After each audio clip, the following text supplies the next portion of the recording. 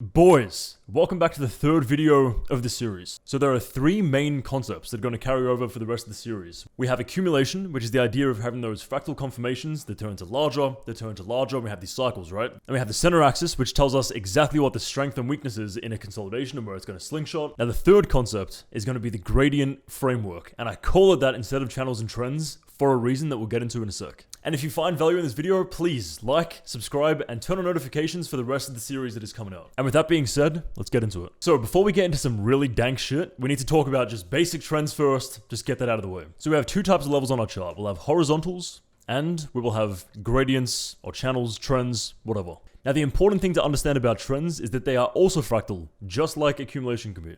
Now for example, let's just say you have this trend, you're kind of bouncing along it, and this is already established. Now, we will have these interior moves that will show this kind of thing, and we'll have these two trends that are interacting. And when this trend breaks, it's going to go up and target this trend, alright? This is important to understand. And remember, this is the exact same thing if it's flipped. Now, you can even go a step further. So let's say this was our trend, and now we'll draw this trend here. If this chart is going like this, and then forms this next trend, this trend will break to hit this, and then eventually when this breaks, it'll go up, hit this, and go up. And in this sense, we can actually see these kind of cycles here as well. And you see how this kind of plays out? So we have these horizontals and diagonals that work together to form structure in charts. So here's an incredibly clear example of that. So let's say we have this trend here. We can see that this is respected. Now we'll take this level here and extend this out. So let's say, okay, like this is our next trend. And then we'll draw our next trend, which will be something like this. Then we have another trend in here, and you can see this is also respected. Now, when these trends get way too steep, they're unsustainable, so eventually they're going to roll over. And we can see that here. So this fails, and then these all just cascade down, and then eventually we'll expect to go and hit this trend here. And you can see how these trends form the exact same cycles in cycles and cycles, which form the bigger structure. Now, if we continue along, because we still have this trend drawn here, when this breaks, it's a massive move because it shows that all of the trends have broken. So that's the main thing to understand. So you have this trend, buyers are buying. You get another trend, buyers keep on buying higher. Now it keeps condensing here until eventually this rolls over and rolls, and it'll hit this trend, etc. So here's another example. So we have this trend established, and then we'll draw the next trend, which will be something like this. We can see this is established, but it's going down, so there's going to be another trend. We can draw something like this, we can see that. And when this breaks, this will go hit this trend, and then eventually target this trend, which it does. So you can see how this condensing leads to the final moment where this has to break. It has to, because they're just unsustainable. So if you want to learn how to draw these properly, I'll link to a video down below, because that is a cotton idea, but that's not what this video is about. Because I personally don't use them that way. I just think it's important to understand how these fractal moves lead to larger trends, same idea as accumulation. So with that out of the way, now let's get into the real shit. So the first part of trends is understanding that there's these external cycles that will eventually break. Now the second part of this video, which is what we're going to talk about today, is that there's this gradient framework, which will be all throughout these charts that actually show the direction of charts. So we're going to go over ETH-W, which is the exact same example that we used for accumulation in the first video. Now, there are external trends, and then there are range trends. So this trend right here is going to be a range trend, because it's not the outer range of the move. It's not these,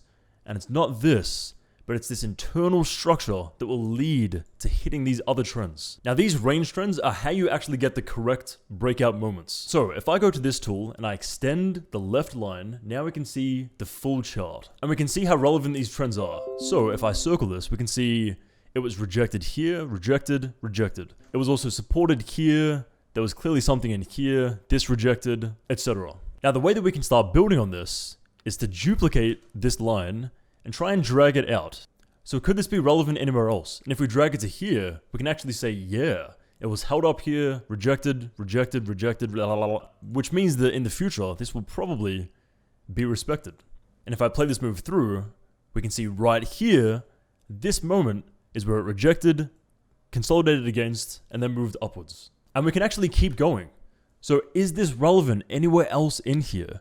And we can be like, okay, this is also pretty relevant. See how it has these moments here. This is all held up. This is held. This is all consolidating, eventually breaks up. Now you see how these are basically the same distance apart? If we keep moving this out the exact same distance, you will see how accurate these trends become. And now we can say, okay, there's actually this framework here of how the chart is moving. It comes up, rejected here, confirms here, rejected, confirms, comes down, this gradient again, here. Now you can see how important these levels become. But the problem is, how does that even help? Like, if you have all of these lines, what are you meant to do with this information? So the way that I just described how I found that gradient is actually how I use them. So if I'm here in the chart and I say, okay, there's clearly this internal range trend here. And to make sure that you're right, you can say, okay, is it historically relevant? We can say, okay, yeah, it is, but maybe this could be more accurate here. Like maybe if I drag this out here, is there a better level? And it could be something like this. So this line is going to become our critical gradient because this is the moment where the chart broke down, confirmed that it was still in this downtrend, stays down here, confirms above, staying above this, and eventually this will break below, confirm, and then stay beneath this. So if I scroll through the chart, you can see it's exactly what happens. It breaks, it confirms, and now we're staying underneath. Now you can see because of how important this trend was, it becomes the break of this whole structure here. Now there's even better ways to use this, because I can say, okay, that's going to be our critical gradient. We'll keep that. Let's just draw it yellow for the sake of this example. Now we can start to map out the gradient framework of this chart and be like, okay, this is important because it's held over here. You see these rejections here. Can I keep duplicating this out? Yes, I can. We can see how relevant it is here, and it's holding the chart here. And now we can start to see, okay, this is how the chart is forming. It's coming up, confirming here, comes down to this channel, breaks this. And we can see how this chart is laid out on a diagonal plane. Now, if you want to make sure that this diagonal angle is right, all you have to do is draw the same angle on the anti-diagonal. So if we take this yellow line, and you can see I'm taking that, and I'll take this. So I'm taking the two outer lines on my chart. This is going to be the exact same angle. So if I can also take this line, and it's just as relevant, I have the right framework for the chart. Now, in my opinion, this is where charts get absolutely fascinating. Now, you can see that exact same gradient is also accurate here. So if we go back to here, you can see how well this range respects these gradients. And this whole range here is just painted with these gradients. The whole way, I can keep on scrolling and it's always going to be relevant. Now, this is where it gets insane because there's so much information and there's no way to actually use this. So how do I break it down? Let me show you. So if you're in this part in the chart and you're trying to evaluate, okay, is this going to break up or down? Can I get a really good short? Do I get a long? What is actually happening here? We can establish that, okay, this is incredibly important. This is a critical level. If this breaks, the whole chart is going to break because of how important it was here, how important it was here. So if I'm here, maybe I'll just map one other level. Maybe I'll just draw something like this and I can say, okay, you see in this range, this is really consolidating around this gradient. So it doesn't feel like there's much strength there because it should be having these healthy accumulations, these nice structures, just like this, to move upwards. But instead, it's just kind of holding this and it's really struggling to do anything. So I'm going to assume that this is going to break down. And this is going to get into some other concepts that I'm going to talk about in other future videos. But for right now, all you need to understand is how important these gradients are. Now, if I combine this critical gradient with some other ideas, like this is the center axis. If this whole range, if I draw something like this, and this is my center axis, we've accumulated below, and now we're really struggling above, we're just completely flatlining in this range, I'm looking for a short. So if I'm getting to a point here where I'm like, okay, this is way too condensed, it has to move in a direction soon. And you see right here, we have this moment, or we have this possible accumulation. If this breaks up, I'm going to long, and if it breaks down, I'm going to short, because it's the final moment of this consolidation. And that's also another concept we'll talk about in another video. But the point is, if I took a short here, for example, something like this, it comes down, it breaks center axis, it also breaks the critical gradient, it comes down, confirms, this is dead. This whole move is dead, and this is my perfect opportunity for a good swing. And now the question is, okay, I could probably get a good long here. So we can do the exact same thing. So we have a few important trends here. So we have something like this, which is going to be important, but we also have these internal structures because, like, what is going on here? Because there's something that is holding the chart in this direction. Is it historically relevant? Is it the framework? Let's see. So first of all, let's try and make this as accurate as possible. So we can draw, like, the ending range is obviously going to be something like this. Now maybe the left side of the trend can be even more accurate. So if I take this and I put it up here, we can say, okay, this is really important because this held down the consolidation to move down. It also held here, held here, held here, broke, and then confirmed the whole move. Now, is it the framework? If I draw these out, how accurate are these? Does it work in other ranges? Is it accurate down here? And even at the very top, is this also relevant? And now we can start to say, okay, 100% this is the correct gradient framework. And all that lets you do is confirm how important this trend is going to be when it breaks up. So if I'm here in the move, we're going to combine all of these concepts together. So I'm looking for an accumulation. We've already had a breakdown. This accumulation has failed. This has also failed. Is there any sign of an accumulation down here? And is this trend relevant down here? So if I take this and I put it down here, we can say, okay, maybe if this accumulates, it's probably going to be a good break. We can also start to evaluate positions. So we can say, all right, this has hit a pretty critical level around here, which we'll talk about in future videos. Now we can wait for an accumulation. Now we go to lower time frame, which will look something like this. Now we can say, okay, there's kind of like an origin in here because there's something like this. There's the center axis of this range, which is going to be important. And there's also kind of an accumulation forming here. So if I draw this micro center axis here, which will be this accumulation range, I'll probably take an entry around here. And this is our entire macro break because everything is breaking. This is our final moment to break this internal trend. And then we can see, okay, is it going to break the critical gradient? And it does. And this trade here is so strong because it's this downtrend breaking. And the way that we got it was through this critical trend. So let me show you another example of how you would find that critical gradient. So if I'm here in the move, the question is, optically, is there any kind of gradient that we can see?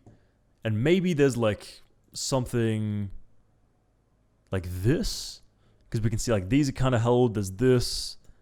There's this. Like, is there any steeper diagonal that could work? I mean, maybe, but it's not as... So we can draw and say, okay, how relevant are these levels? Like, this is pretty important. Held here, accumulated, held. Accumulated, failed. Rejected, rejected. This accumulation, failed, confirmed, confirmed. Okay, is this historically relevant? And now we can zoom out and have a look.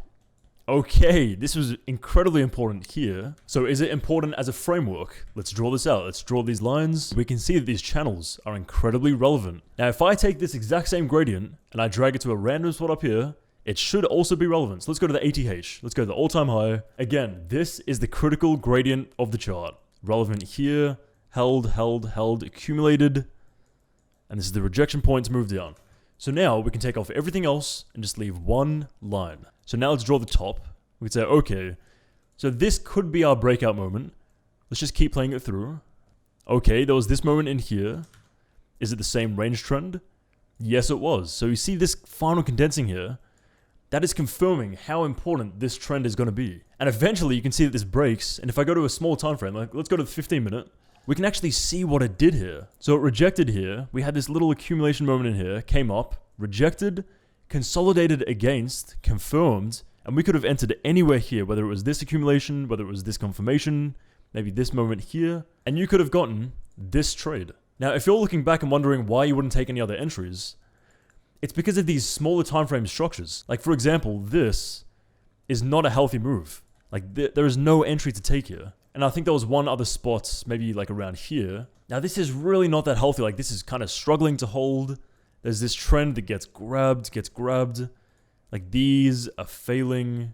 There's no real confirmation. Like maybe you could have entered here if it held. So let's just chill the fuck out for a second and go back to the very first concept of those fractal trends leading to cycles and cycles. So if I'm here in the move and I'm drawing some sort of trend like this, and we can say, okay, this is established near the bottom, and there's this next trend that is pretty important here, and then there are these next trends, something like this, where you can see up here, it's respecting very well.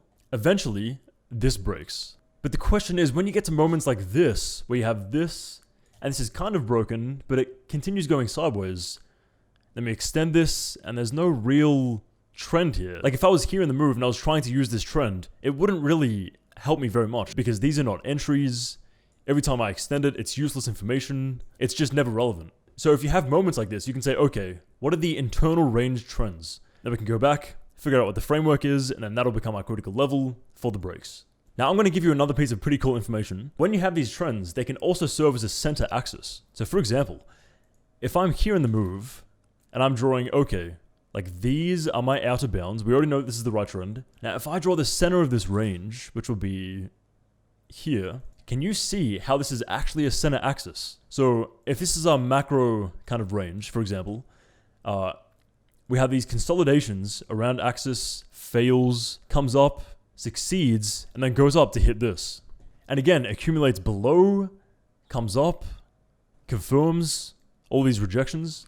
So center axis with a gradient can actually be pretty important. Because for example, if I'm here in the move and I'm evaluating, okay, can I get a move here? And we'll have like horizontal RS, we'll draw a center axis, which would be something like this horizontally. And we also have our outer range, which like, for example, is something like this. We can be like, okay, this is really consolidating towards both. It's confirmed the horizontal center axis, and it's leading towards the center moment of this range. So when this horizontal breaks, everything breaks, which is why we get this beautiful long here. So if I draw that without the chart, it's the idea that you can have this, have accumulations like this, accumulation below. And if you have this horizontal RS, this is the moment where it's just going to destroy everything because it's this confluence of all these levels combined to slingshot the chart. So let's take another example.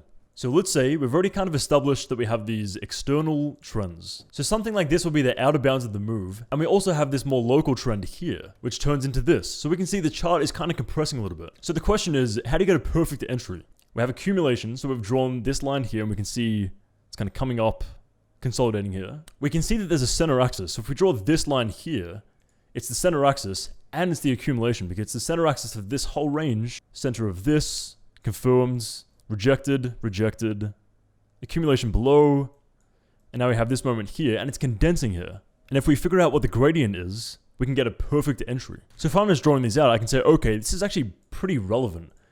Like we have this, this, these, all of this. So this is going to be pretty important. And that is your perfect entry for this entire move. Okay. I'm going to leave that there. So now we have accumulation, we have center axis, and we have the gradient framework and like trends. So moving forward, these three ideas are how we're going to perceive and evaluate positions on charts. And next we're going to get into actual strategies and how to use these properly.